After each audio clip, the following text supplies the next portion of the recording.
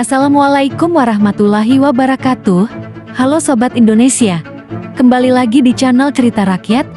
Kali ini kita akan membahas momen penting dari Presiden Republik Indonesia, Prabowo Subianto, yang baru saja menyampaikan pidatonya.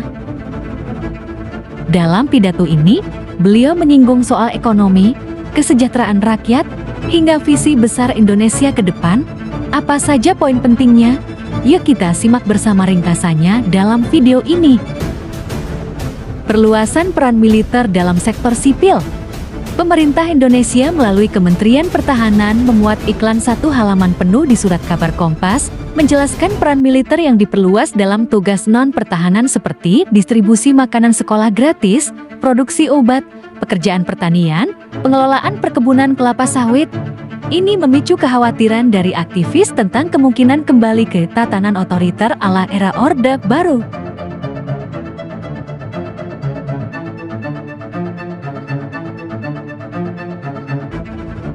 Bukan hanya itu, Prabowo juga menekankan pentingnya persatuan bangsa di tengah perbedaan, serta peran besar TNI dalam mendukung pembangunan nasional. Ada juga pesan harapan yang penuh optimisme, bahwa Indonesia mampu berdiri tegak menghadapi tantangan global dan melangkah menuju masa depan sebagai negara besar dan sejahtera.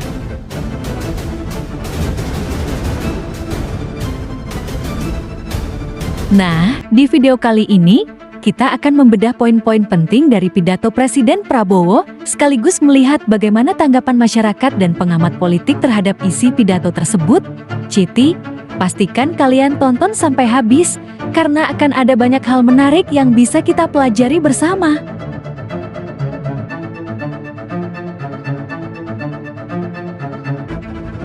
Beliau berjanji untuk memperkuat ketahanan pangan, energi, serta mendorong investasi yang bisa menciptakan lapangan kerja.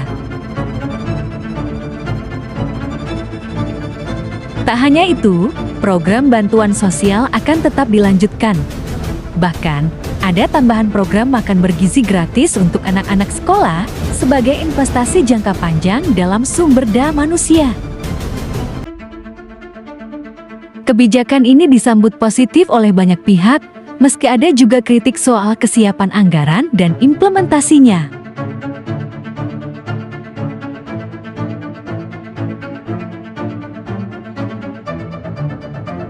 Prabowo menekankan pentingnya persatuan bangsa di tengah perbedaan politik. Beliau mengajak seluruh rakyat untuk menjaga Pancasila sebagai dasar negara dan terus merawat nilai-nilai kebangsaan.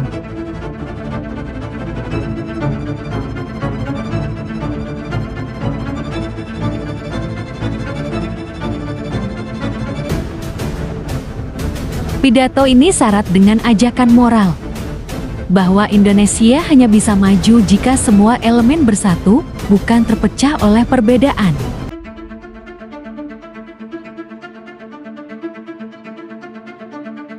Pesan ini disampaikan dengan gaya khas Prabowo yang tegas, membuat suasana pidato terasa penuh semangat nasionalisme.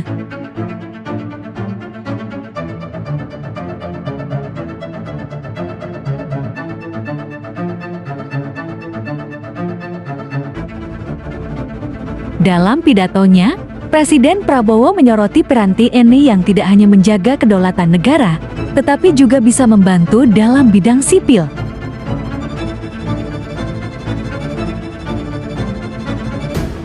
Mulai dari distribusi makanan, pertanian, hingga penanganan bencana alam.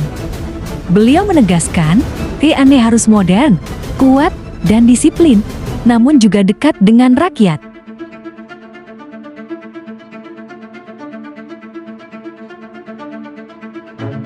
Hal ini menimbulkan pro kontra, ada yang menilai positif sebagai bentuk efisiensi, ada juga yang khawatir soal batasan peran militer dalam kehidupan sipil.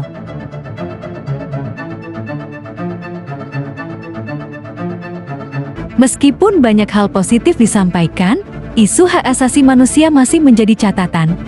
Pengamat menilai pidato ini kurang menyinggung masalah HAM dan keadilan sosial secara detail.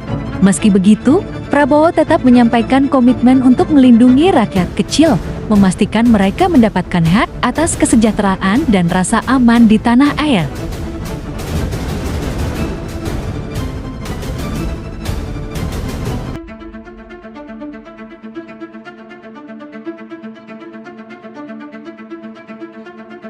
Menjelang akhir pidatonya, Presiden Prabowo menyampaikan pesan harapan. Beliau mengajak seluruh rakyat Indonesia untuk berani menghadapi tantangan global dengan kerja keras, disiplin, dan persatuan.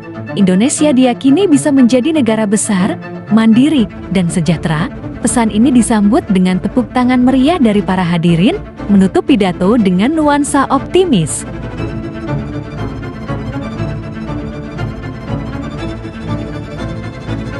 Pada hari yang bersejarah ini, izinkan saya menyampaikan sebuah pesan yang sangat penting bagi perjalanan bangsa kita, yaitu pentingnya persatuan dan nasionalisme. Bangsa Indonesia lahir dari perjuangan panjang, dari keringat, air mata, dan pengorbanan para pahlawan. Mereka tidak menanyakan siapa sukunya, apa agamanya, dari daerah mana asalnya. Mereka hanya punya satu tekad: Indonesia harus merdeka. Itulah semangat persatuan yang diwariskan kepada kita.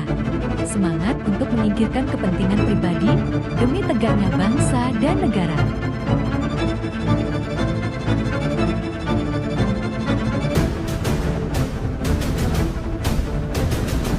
Persatuan di tengah perbedaan. Saudara-saudara, kita adalah bangsa yang majemuk, lebih dari 17.000 pulau, ratusan etnis, bahasa daerah, serta keberagaman agama dan budaya. Semua ini adalah karunia Tuhan Yang Maha Esa.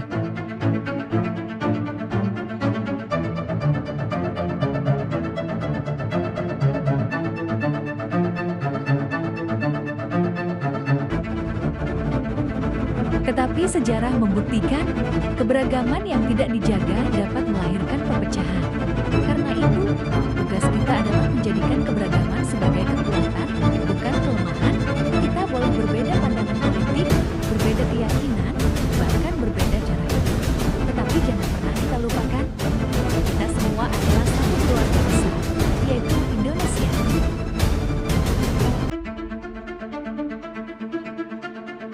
Makna nasionalisme sejati. Nasionalisme bukan sekadar kata-kata indah. Nasionalisme bukan sekadar mengibarkan bendera atau menyanyikan lagu kebangsaan di upacara.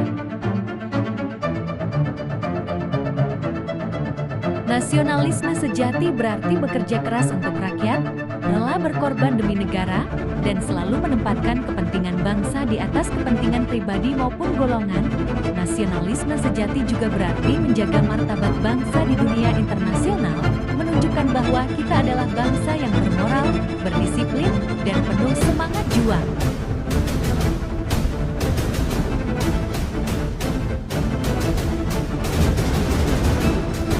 Menghadapi tantangan global.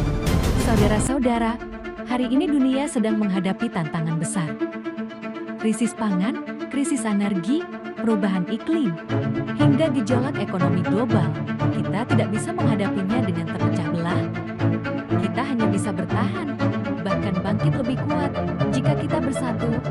TNI, Polri, birokrat, petani, nelayan, pekerja, pengusaha, mahasiswa, hingga seluruh rakyat, semuanya harus menjadi bagian dari perjuangan bangsa.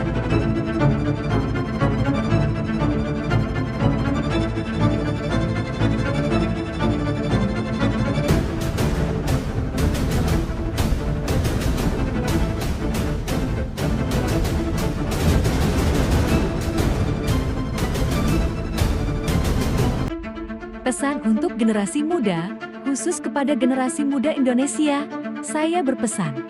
Kalian adalah penerus bangsa. Jangan pernah hilang rasa cintamu kepada tanah air. Jangan mudah terprovokasi oleh perpecahan. Gunakan semangat muda kalian untuk membangun, untuk berinovasi, dan untuk menjaga persatuan. Karena di tangan kalianlah masa depan Indonesia berada.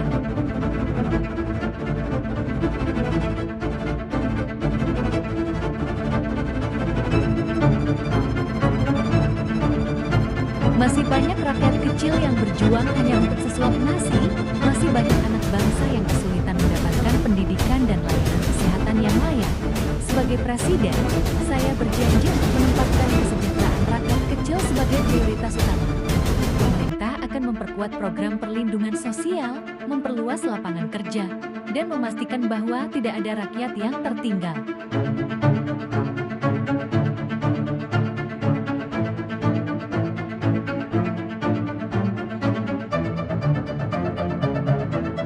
Hak asasi manusia. Hak asasi manusia adalah hak yang melekat pada setiap individu. Tidak boleh ada seorang pun yang direndahkan, diperlakukan semena-mena, atau kehilangan haknya sebagai warga negara. Kita akan memperkuat supremasi hukum, menegakkan keadilan, dan memastikan aparat negara selalu bekerja untuk rakyat. Tidak boleh ada lagi diskriminasi, tidak boleh ada lagi penyalahgunaan kekuasaan.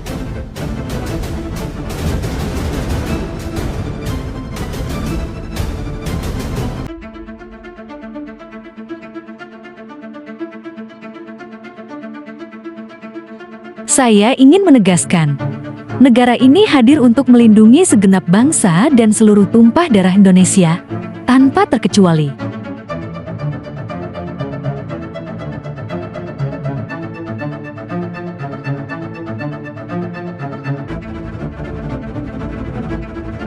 Perlindungan kelompok rentan, saudara-saudara, kita juga harus memperhatikan kelompok rentan, anak-anak, perempuan, penyandang disabilitas, dan masyarakat adat.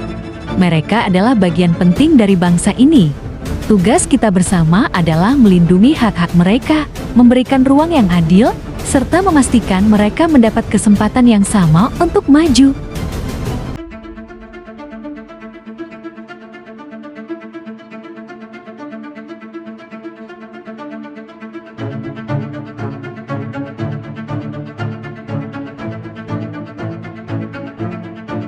Suara kritis kalian adalah energi bagi bangsa ini untuk terus memperbaiki diri. Mari kita gunakan kebebasan demokrasi bukan untuk saling menjatuhkan, melainkan untuk membangun dan mengoreksi dengan semangat persaudaraan.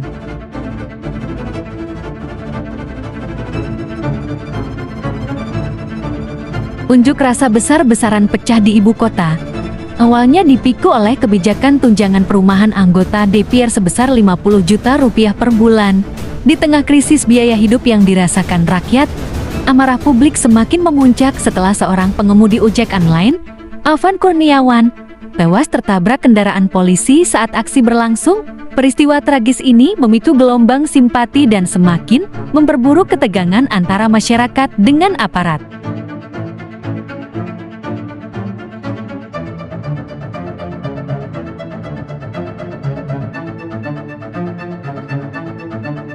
Tak lama setelah kericuhan itu, Presiden Prabowo mengambil langkah mengejutkan, mencopot Budi Gunawan dari posisi Menko Polhukam.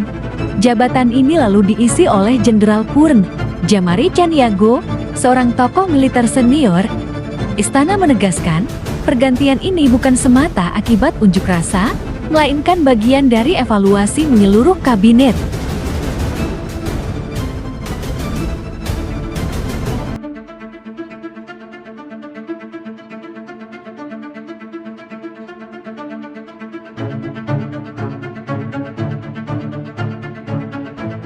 Meski demikian, banyak pihak menilai timing pergantian ini jelas erat kaitannya dengan tragedi demo mematikan tersebut. Beberapa analis menilai, langkah ini adalah upaya Presiden untuk meredam tekanan publik dan memulihkan kepercayaan rakyat. Namun, ada juga yang mengkritik bahwa sekadar pergantian menteri tidak cukup tanpa perubahan nyata dalam penanganan unjuk rasa dan kebijakan yang memicu kemarahan rakyat.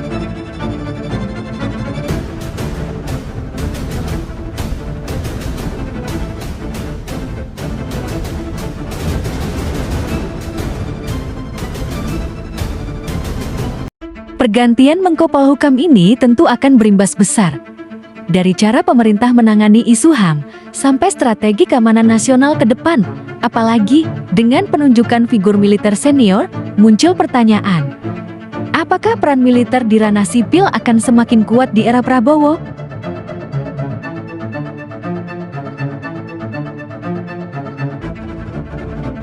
Pergantian ini mungkin baru awal dari dinamika politik yang lebih besar. Apakah langkah Presiden akan meredam ketegangan, atau justru memicu perdebatan baru? Semua akan kita lihat bersama. Bagaimana menurut kalian? Apakah pergantian ini langkah tepat? Tulis pendapat kalian di kolom komentar. Jangan lupa like, share, dan subscribe untuk update terbaru seputar politik Indonesia.